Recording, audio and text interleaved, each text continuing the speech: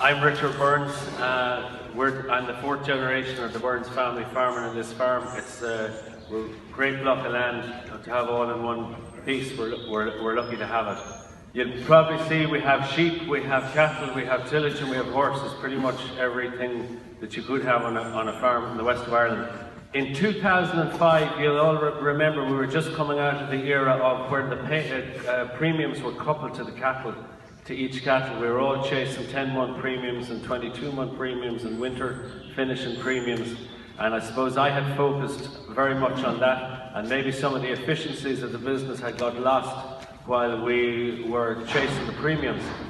My son Chris was coming home from agricultural college. He'd been to New Zealand, and we were looking very hard at the business in 2005, and it was at a stage where it was either get out of it or get better at it, and we talked about both options and we decided we would try and get better at it. So kind of a few of the changes I've made in the last 10 years that are all leading to a more successful business. The first one we looked at was the feed production.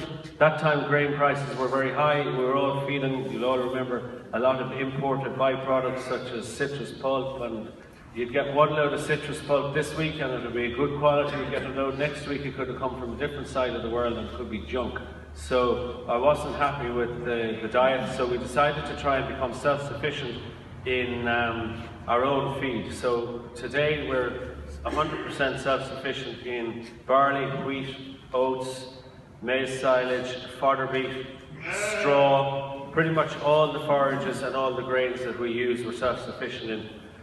Some of the customers buying the beef from the men we supply the beef to like this story as well, because we can guarantee that it's GM free because the grain is produced here on land that we own and land that we rent. Our housing was built in the 70s and 80s, a lot of low roofs, a lot of the penning wasn't actually perfect. We made a lot of changes to the housing. We took away all the side sheets, the airflow wasn't good enough through the building, and as you go around today you'll see some of the changes we made. I got a lot of help actually from Charles Chavaz, who's on the next stand. You'll hear him talking about respiratory diseases because we did have a real problem with it. We've changed the roof of two of the bigger sheds, and about an 18-inch gap in the roof for letting out the hot air. We've expanded it now and we have 1.30 meters, which is probably 4 foot of a gap now. And we did that by extending the west side sheeting, pulling back the east side sheeting, so we have a big outlet.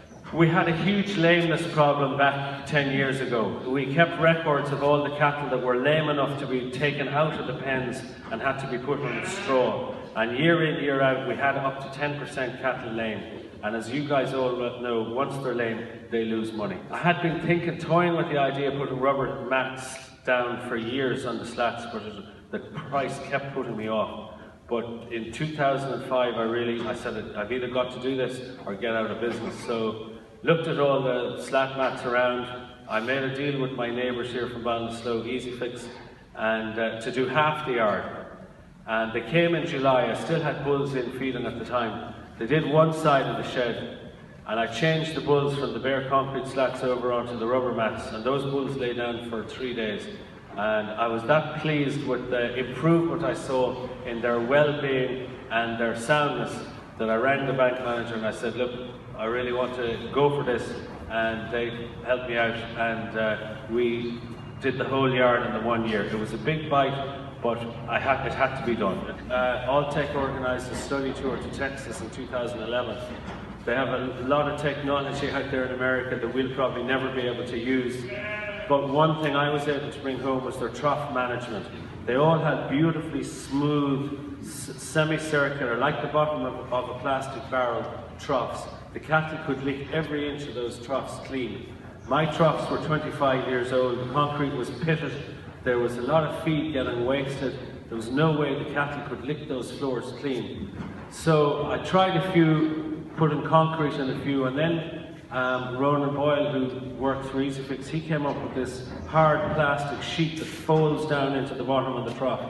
And it's actually every bit as good as anything to have in Texas. It's worked amazingly for us. The cattle can lick those troughs clean. You can, if I'm here at the right time in the morning, I can blow them out with a leaf blower, sweep the whole trough in 2 minutes. So it has that's been a big help, and it didn't cost a fortune to do it. We had old concrete drinking troughs. They were more like septic tanks than drinking troughs, and the water was disgusting in them. You could clean them today and they'd be dirty again tomorrow. So there's a lot of troughs on the farm. I think I counted 68 troughs in the yard. We changed to the small drinking troughs with the flaps on them. It's a great job for keeping the water clean, but I have now decided that cattle can't get enough water and can't get the quantities they'd like to be drinking fast enough. So we have a new design of a trough that a local man, James Gurley, made up for me. It's just a big square trough, and we have a big dump valve on the bottom of it.